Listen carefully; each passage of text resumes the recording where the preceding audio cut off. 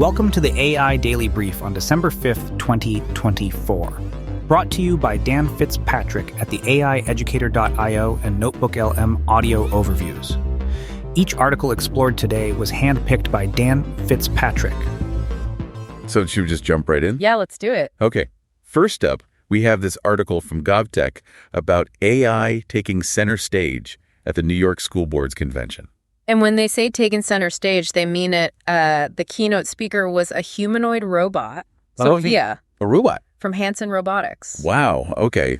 That's a pretty powerful visual, I think. Definitely makes a statement. The article quotes an AI expert who was at the convention.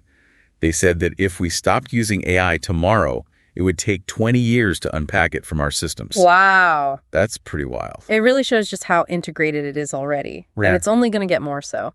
You know, the article mentions this tool called School AI that some districts are already using. It helps teachers with things like lesson planning and creating IEPs. Oh, yeah, I've heard of that one. And it lets students have conversations with historical figures. Right. Like a chat bot, but for history class. Yeah. Pretty cool. Yeah. The next article is from the AWS News blog. It's about Amazon's new initiative. $100 million over 5 years? That's a serious commitment. Yeah, they're putting their money where their mouth is. And the focus is on using generative AI to expand access to education. So basically, AI that can create new content based on what it's learned. Imagine the possibilities. Personalized learning experiences for every student. AI-powered teaching assistants. It's exciting to think about. And they highlight some real-world examples in the article, like Code.org using AI to assess student projects and Rocket Learning enhancing early childhood education in India with AI. Speaking of global perspectives, let's move on to this article from Asians Wire. It's all about China's plan for AI education. They're aiming for widespread adoption in primary and secondary schools by 2030. Wow. That's ambitious. It's interesting how they've broken it down by age group, too. Younger students will experience AI through hands-on activities. Older students will focus on understanding and applying AI concepts.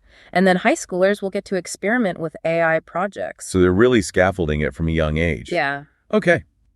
Let's shift gears a bit. This next article from Wired caught my eye. It's about OpenAI partnering with a defense startup called Anduril. Oh, yeah. OpenAI, the creators of ChatGPT, they're providing AI for the U.S. military. Specifically for air defense systems. It's a big deal because it marks a shift in Silicon Valley's attitude towards working with the military. And it raises a lot of ethical questions about the role of AI in warfare. For sure. All right, last but not least, we had this article from Education Week. They took a look at OpenAI's new professional development course for teachers. It's free, 1 hour online, all about generative AI in the classroom. Focusing on prompting techniques. They even have a prompt library to get teachers started. It sounds like a good introduction, but probably just scratches the surface. Yeah, the article quotes some experts who are saying it's just a first taste. There's so much more to explore when it comes to things like bias, misinformation, and how to effectively use these tools in teaching. Definitely. And that's where we'll pick up in part 2 of this deep dive. We'll be looking at some of the challenges and opportunities that come with teaching in an AI-driven world. It's interesting, right? Like AI has this potential to both really help and also potentially hinder efforts to make education more equitable. Yeah, there's definitely that tension. Like we see it in the article about Amazon's initiative. It's great that they're investing so much money in expanding access to digital learning resources, but what happens if access to those resources isn't equitable? exactly. Or if the AI itself is biased in some way? Right. It just highlights the importance of careful planning and responsible implementation. We can't just throw AI at the problem and expect it to magically fix everything. Yeah, technology is only one piece of the puzzle. Yeah. Teachers are still absolutely essential in making sure that AI is used effectively and ethically in the classroom. And speaking of teachers, that article from Education Week about OpenAI's professional development course really got me thinking. Like, it's a start, but it seems like educators are going to need a lot more support than just a 1 hour online course. Oh, for sure. Like the article said, it's just a first taste. Teachers need more than just a basic understanding of AI. They need to know how to identify bias in AI-generated content, how to evaluate the accuracy of information, And how to design lessons that really leverage AI's strengths, but also mitigate its weaknesses. Absolutely. Which brings us back to that Wired article about OpenAI in the military. Kind of makes you think about the potential consequences of AI being used for less than beneficial purposes. It's a good reminder that AI is a tool. And like any tool, it can be used for good or for harm. So how do we prepare students for that? Well, part of it is helping them develop critical thinking skills, like really strong critical thinking skills, so they can navigate this increasingly AI-driven world. And we need to be having these conversations with parents and community members too.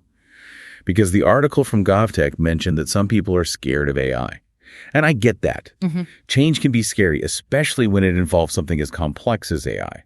Yeah, transparency and open dialogue are going to be key to building trust and making sure everyone feels comfortable with how AI is being used in education.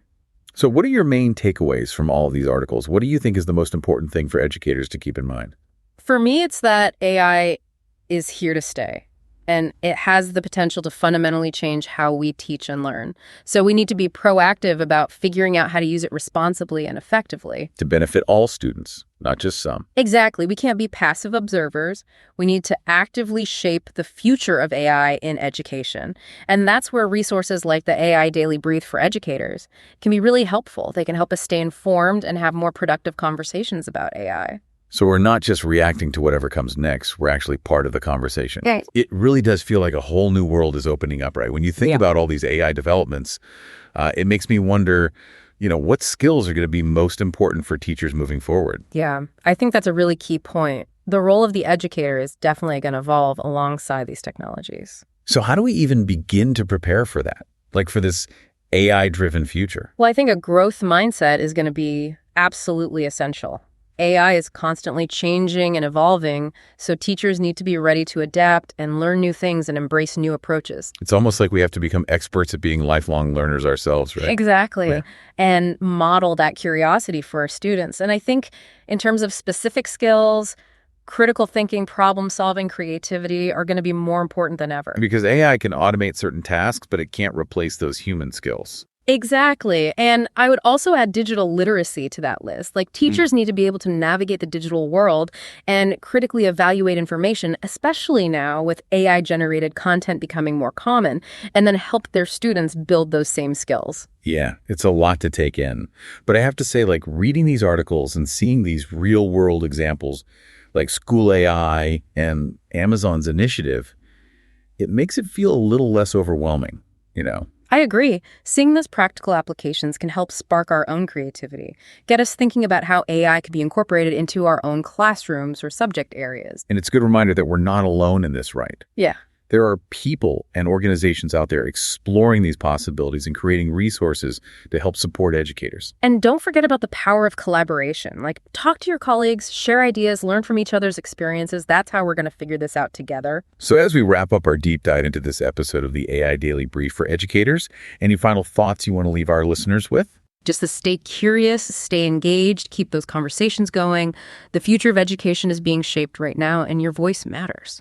That's a great note to end on.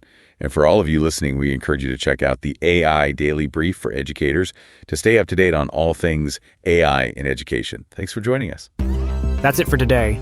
Tune in every Monday through to Friday for a brand new episode exploring the world of AI in education. For more information, go to the AIeducator.io.